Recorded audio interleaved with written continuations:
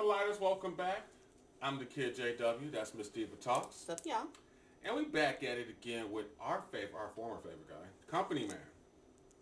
Yeah, because he was no good company, so he had to go, so we had to bring him back. Whatever.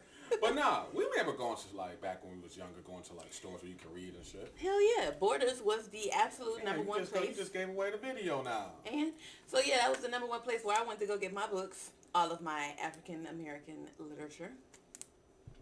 Look, I just went for books to read. Okay. Those were books. I didn't give a damn what type of books they were. That's where I first got my Harry Potter books from. Borders. My Titanic books, Borders. My video game magazines, Borders. My day used to take me there. To the one on 13 in Southfield. Yeah, it just had that store. That Borders had a weird smell, though. No, it did not. Now, I like the Borders on Woodward and Maple. Went to that one, too. And the one in Royal Oak. That one, too. No, that was a Barnes & Noble. Yeah, that was a Barnes & Noble back in the day. But either way, we love Borders. As you can see, I actually know how to read. And we're showing our age. Yeah. I, of course, only went for, like I said, the African-American literature. So literally every Zane book that I own to this day came from Borders. I even still have, all the pretty bookmarks and everything that I would buy from Borders, too.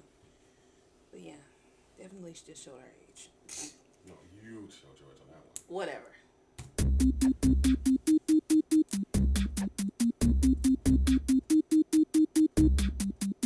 It's hard to believe that Borders has been gone since 2011. I used to see these stores everywhere, and then seemingly all of a sudden, they were just gone. I'm sure that you were used to seeing these signs all over the place. There's actually a building in my area where every time I see it, I go, that used to be the old Borders. At their biggest, in 2008, they had over 500 stores that generated almost $3 billion in sales. For the longest time, they were labeled as the second largest bookstore behind only Barnes & Noble. There were some other large ones such as Books A Million, but these two really seemed to stand out above the rest. But sadly, Borders did go through bankruptcy and completely shut down in 2011, yet Barnes & Noble lived on. So today, I want to talk about what happened here, how Borders grew to that size, and where things went wrong. The name Borders comes from its founders, Tom and Louis Borders. In 1971, they were students attending the University of Michigan in Ann Arbor. Considering that it was a college town, they figured that it would be the perfect area to open a bookstore. It was nothing like the 30,000 square foot stores we tend to associate with Borders. It was a much more modest 800 square feet that sold primarily used books. As they suspected, it was a big hit with the college community. The intimate, friendly environment proved to be popular, and within a few years, they were able to use the success of that original store to open new ones. They were in other US cities, including Indianapolis and Atlanta. In the mid-1980s, there was a trend emerging in retail where companies were shifting away from the smaller store format that I just described in favor of opening these large superstores. Best Buy was doing it, Bed Bath & Beyond was doing it, and Borders was doing it. And stores that didn't start with a B were doing it too, I suppose.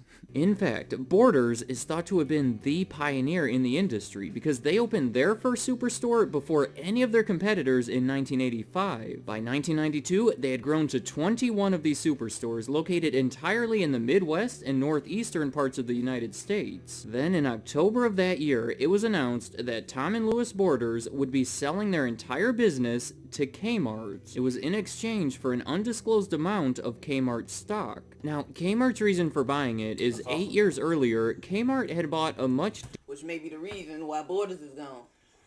different chain of bookstores called Walden Books. I say they were different because they were smaller, more traditional, and almost entirely located in malls. Kmart was looking to increase their involvement in bookstores, and this was a good way to do it. I also suspect that they thought the large store format was the way of the future, so this was their first big step in transitioning toward it. But they didn't stay together for long. Soon after the deal, Kmart combined the two bookstores into their own segment, which in 1995 was spun off into its own publicly traded company. It was called Borders Group, and this meant that Borders Group had an initial public offering on the stock market to where all the proceeds of it went to Kmart. Technically, Kmart did hold on to 13% ownership at the time, but that's not too significant because they sold that 13% to Borders just a couple months later, making them completely independent from each other. Once they were on their own, Borders started expanding faster than ever. $400 million in sales in 1995 grew to $2.8 billion billion by 2008, which was their peak. Now, let me talk about what made Borders unique and what made them so successful over this time. For one, the selection. It was unbeatable. They were known for having that book that you just couldn't find anywhere else. If you were looking for something obscure, Borders was your best bet because they had a wider variety of books available than anyone else. Well over 100,000 separate stock-keeping units per store, which was made possible by their incredible inventory system. They claim that it was the most sophisticated in their industry because it actually used artificial intelligence to forecast sales and then use that forecast to recommend inventory levels. It helped ensure that by and large they would So even with that, they still went out of business. Right. Well, I blame the fact that they probably didn't take advantage of technology too soon. That too. Can't work.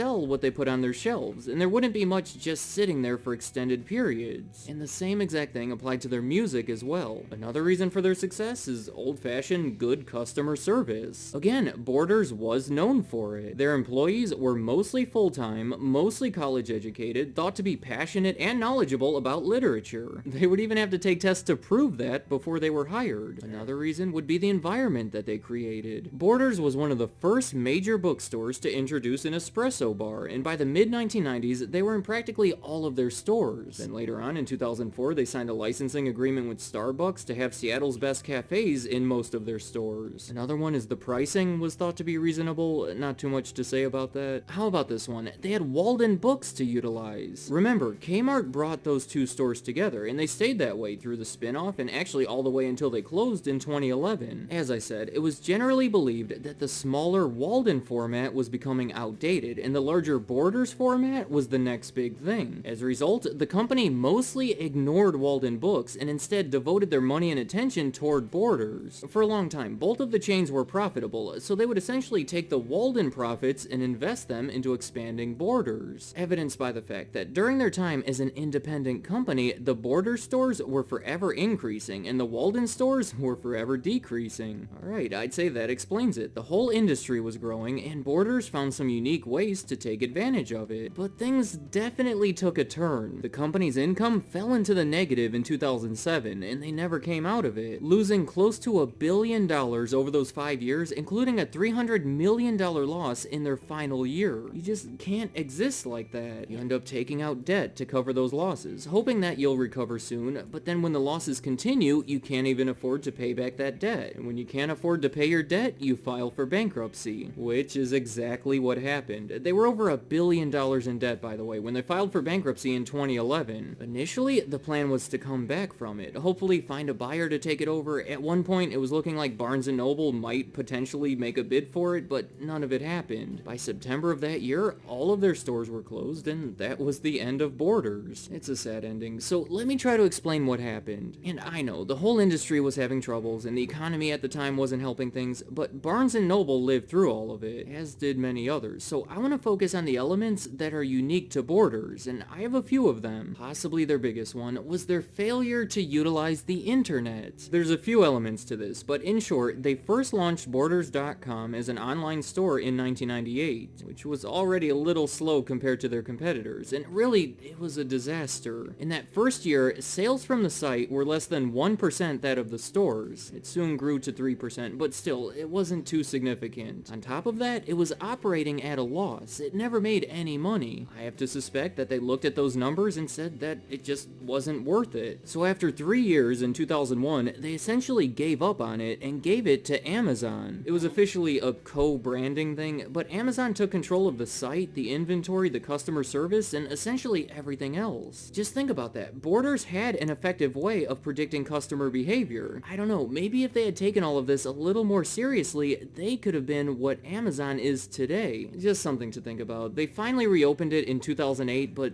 it was just way too late. To go along with that, e-readers. These became popular. You know, they're like digital books, and for a while, all the bookstores were coming out with their own version of it. The Amazon Kindle came out in November of 2007. Barnes & Noble had the Nook, which came out in November of 2009. And then Borders technically came out with the Kobo, released in July of 2010.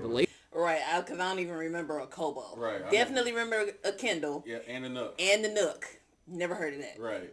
latest of the three, and unlike the other two, they had a third party develop it. These e-readers became a major thing in their industry, and again, they just offered too little too late because they simply underestimated them. In fact, my third reason is along the same lines. Here, they got too involved with CDs and music. In 1991, they started selling music and movies in some select stores, and within a few years, it was a significant part of their business. They went as far as to acquire other CD stores, and it was even written on their famous signs. I'll admit, that's a tough one though, because by now, CDs have obviously been almost entirely replaced by digital music, but it was a slow transition. There was no exact moment to point to, so it was a hard call as to when they should shift away from it, and they did not make that right call. Another reason for their failure is they opened many of their stores in risky locations. I mean, they were putting themselves out there, betting on the fact that the large store format would continue to attract more and more customers. For example, when opening new locations,